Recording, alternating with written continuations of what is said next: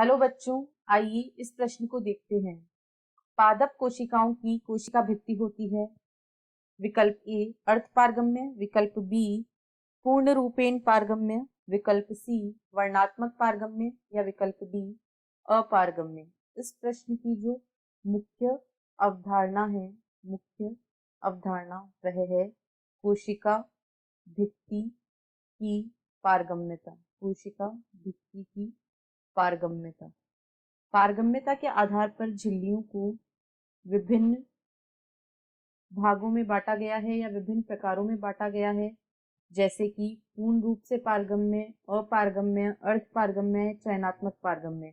तो यदि हम कोशिका भित्ति की बात करें तो उसके लिए हमें सबसे पहले देखना होगा कि पूर्ण रूपेण पारगम्य झिल्ली हम किसे कहते हैं।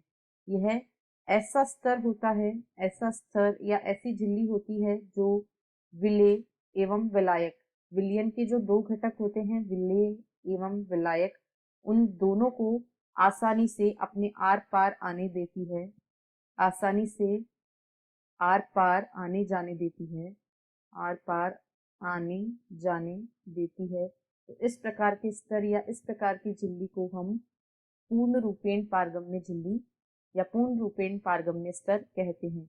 यदि हम उदाहरण देखें तो कोशिका भित्ति इस प्रकार के स्तर का एक अच्छा उदाहरण है।